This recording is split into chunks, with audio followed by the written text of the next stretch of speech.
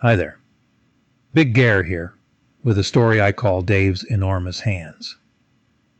Now, way back in my younger days, in the late 60s to be exact, I started working at a grocery store, initially for just a few hours in the evening. I'd be done around 10:30 or 11 o'clock. Since more often than not I hadn't eaten since lunchtime, I was hungry. There were several places on the way home that I alternated stopping at to get a bite to eat.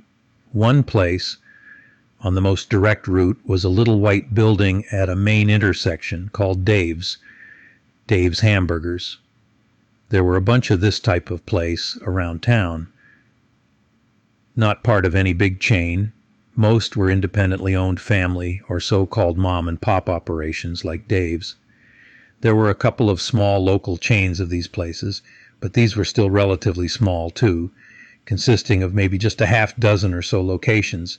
Hamburger joints. Yeah, that's what we called them. Hamburger joints. They were sort of a cross between the diners of years before and the chain fast food places that dominate the scene today. A small white building with white and black tile interiors and stainless steel fixtures and equipment. A row of stools that swiveled at a counter that faced an open prep area, and another row of stools facing the outside through windows on two sides of the building. Dave's had a simple sign above the entrance, illuminated by light fixtures on steel poles that jutted out from the top. I think you get the picture. Hamburgers and fries were the main cuisine of the day. In earlier days, a different but somewhat similar place might be called a greasy spoon, but from what I understand, a greasy spoon served a variety of full meals or comfort foods.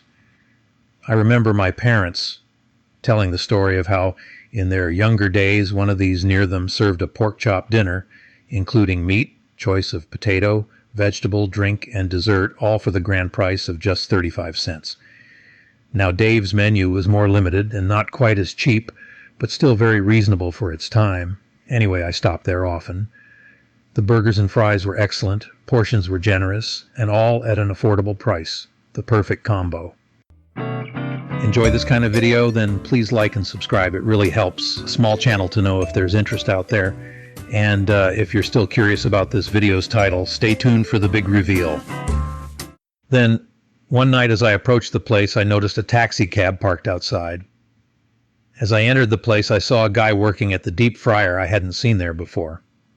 Most of the employees usually on duty were younger people, more around my age at the time. But here was a middle-aged fella working the fryer. Well, it turned out to be Dave himself. And the taxi outside was his. Now, wait a minute. Who put up that picture? Oops, must have been me, since I'm the only one here right now working on this video. Dave's taxi was more up to date than that.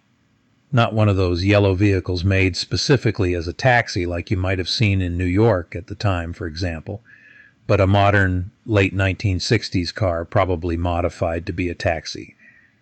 Now that's more like it. Dave did have a sign like this on his vehicle. Never did find out if he considered driving a taxi or running the restaurant his main gig, but it sounded like he seemed to enjoy doing both. As I said, the food at his place was excellent.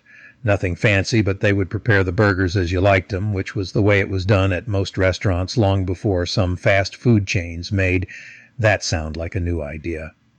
Just take a look at this picture. Looks delicious, doesn't it?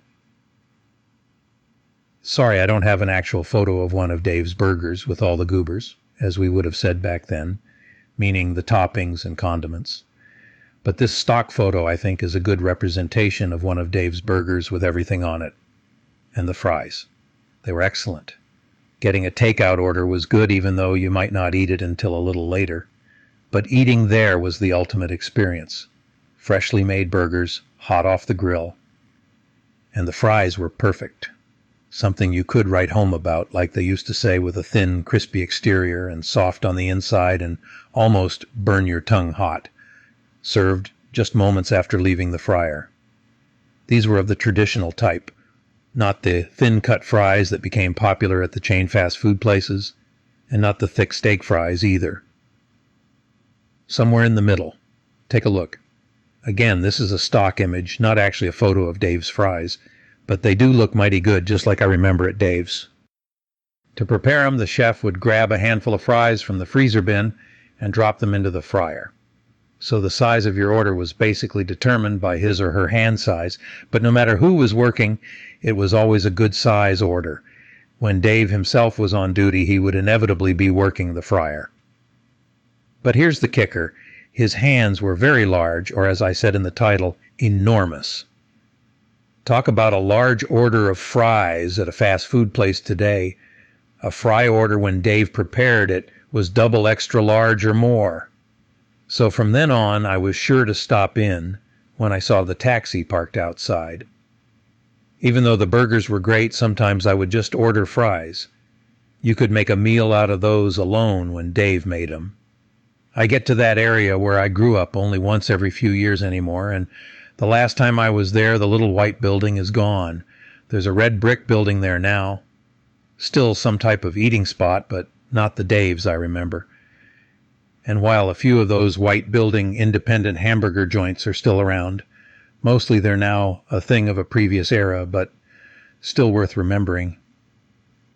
Well, I guess that's enough of my ramblings for today. Thanks for stopping by. Hope to see you again soon. This is Big Gare signing off. Bye-bye for now. Big Gare back again for a few seconds to let you know I post videos on a variety of topics, so if you're so inclined, click on one here and check it out. Thanks again.